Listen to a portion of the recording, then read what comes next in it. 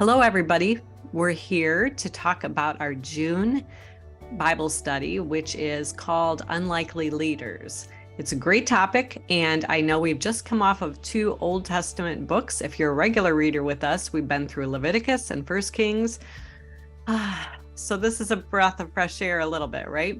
We're doing something just slightly lighter as we go through the Bible and look at leadership with our author, Dr. Chris Rappazini. Welcome back. Well, thanks, Jamie. It's great to be back with you. Thanks. And this is kind of bittersweet for us. This is Chris's last issue with us because he has transitioned from Moody Bible Institute, where he's been a professor for many years and a grad too. And he is now at Anderson University. You can tell us briefly about what you're doing there. Yeah, sure. Yeah, at Anderson University in South Carolina. I come to learn that there's 2 Anderson universities, one in Indiana and one in South Carolina. But the one in South Carolina that I'm at, I'm associate professor of leadership and organizations in their PhD in leadership program. And so I'm really excited because I get to work with leaders across the country who want to further their education as well as contribute to the field of leadership and organizations.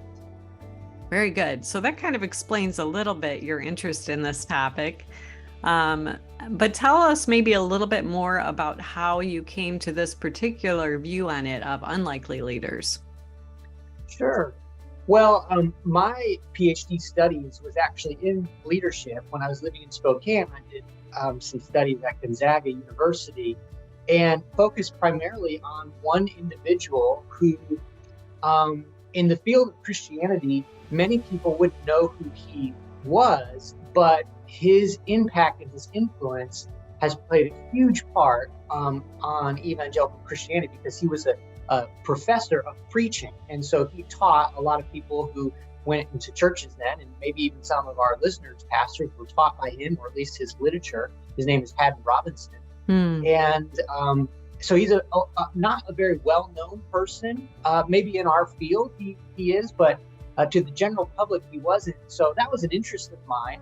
And then even just furthering that, thinking about, okay, who else are some of these unlikely leaders? Because we know the people who are on the television, who are on the radio, who have written the books, but I'm convinced that there are all types of leaders within our churches, within our communities, and that they are fabulous leaders as well. And so I just wanted to do a little bit more of a study on that, see what the scriptures have to say about unlikely leaders. And it comes to find out that actually the scriptures have a lot to say about it, because while we know these people, by name now, Moses, Noah, the disciples, and many more, but early on, they were just common people, right? They didn't have a huge reputation. They weren't well known, and they were unlikely leaders, but God used them for his glory and for his mission and for the kingdom on this earth.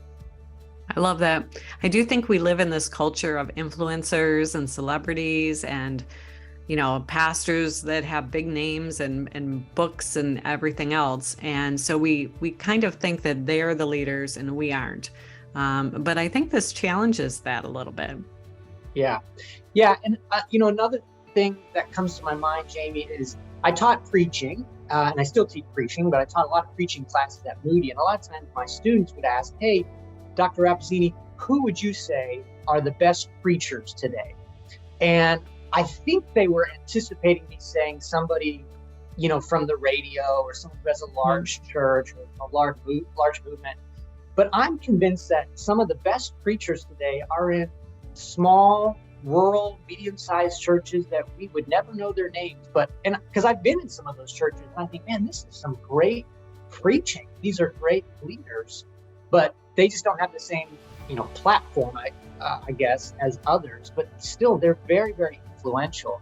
And so I just wanted to know more about, what makes somebody a leader and what are some of those characteristics, components of leaders. I like that. Well, in your intro, I'm looking at this here because I didn't memorize it, but I loved what you said. You said, I'm convinced that our most influential leaders are the ones we know very little about: the teacher in the inner city school, the parent who has so much to juggle, or the grandparent passing down wisdom from one generation to the next. So I would say that our readers, don't discount yourself from this study. Yeah. That this study will have takeaway from how God will use you. What do you think people will take away as they're looking at this? Right. I hope that they will realize that wherever they are in life, God has called them to lead. Whether it's, like I said, their family, their Sunday school group. I'm reminded of even D.L. Moody, right? That he came to know faith because of his Sunday school teacher, who called him into the shoes repair shop and told him about Jesus. But wherever you are in life, God has called you to lead. Now, what does it take to lead? Well, dive into the study and let's read the scriptures together to figure that out. Very good. Well, thank you. And as always, if you are watching these videos, we would love to have you subscribe to the channel and like it, and write a comment if you want, and let us know where you are and where you're studying today in the Word from. We have a very special campaign going on this month, where we are aiming to reach 1 million people with the Word through this ministry. So I get excited about that, just thinking that so many people could be studying the Bible together. So invite a friend to study with you. This is a great one to do that with. So thank you. And we look forward to talking to you a little later about what else we can learn from Unlikely Leaders.